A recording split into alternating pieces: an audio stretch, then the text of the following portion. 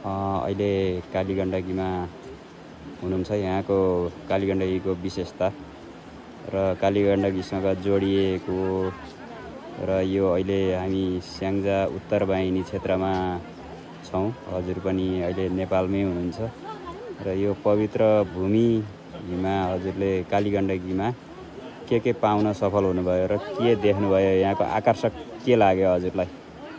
हरि ओम, हरे कृष्ण कृष्ण कृष्ण हरे हरे, हरे राम राम राम हरे हरे। यो स्याङ्जा जिल्ला है, स्याङ्जा जिल्लामा आएर धेरै खुसी लागेको छ। मेरो जन्म त झापामा भएको थियो। म पनि नेपालीकै छोरी हुँ होइन, तर मैले पठन पाठन अथवा मेरो बाल्यावस्था चाहिँ भारतमै एकदमै छिमेकी राष्ट्रमा भएको छ र नेपालसँग मेरो अलग्गै एउटा बिछुट्टै एउटा केही सम्बन्ध छ है। मेरो घर नै हो, त्यसैले गर्दा नेपालमा यहाँ पूर्वदेखि पश्चिमसम्म सबै मेरो आफ्नै घर जस्तै लाग्छ र आज यो पश्चिम क्षेत्रमा स्याङ्जामा आउँदा त अझै धेरै आनन्दित भएको छु र यो स्नान गरिराख्नु भएको छ भक्तजनहरूले।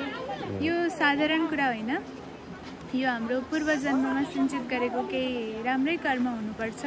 मातापिताले केही राम्रै तपस्या गर्नुभएको हुनुपर्छ, अनि मात्र हामीले यो प्राप्त गर्न सक्छौँ, नत्र हामी प्राप्त गर्न सक्दैनौँ। र आएर यहाँ शालिग्रामको महिमाको विषयमा पनि जान्न पाइयो। पढ्न त पढेकै थियो, तर अझै धेरै पढ्न पाइयो, जान्न पाइयो। विभिन्न व्यक्तिहरूको मुखारविन्दबाट सुन्न पाइयो, सन्तजनहरूको हामीले सुन्दर समागम उहाँहरूको दर्शन गर्न पाइयो। विभिन्न क्षेत्रबाट शङ्कराचार्यजी अनि विभिन्न क्षेत्रबाट सन्तजी महाराजहरूको पनि यहाँ पादर्पण भइरहेको छ। सबैजना आउनुभएको छ र उहाँहरूको दर्शन गर्न पाउँदा धेरै खुसी लागेको छ, हृदयबाट नै धेरै आनन्दित भएको छ। धन्यवाद। अनि कालीगण्डकी स्नान गर्दै गर्दा शालिग्राम प्राप्त गर्न सफल हुनुभयो कि नै? मैले सानो सानो शालिग्रामहरू प्राप्त गर्न सकेँ। हुनसक्छ भगवान्ले अब तिमी पनि सानी छौ, तिमीले मलाई सेवा गर्नको लागि धेरै सक्दैनौ होला भनेर नै होला साना साना शालिग्राम प्राप्त गरेको छु मैले। र यो अवश्यमेव घरमा लगेर म सेवा गर्नेछु, पिताजी माताजीलाई दिनेछु र कति मेरो आफन्तहरूले पनि भन्नुभएको थियो, उहाँहरूले पनि दिनेछु।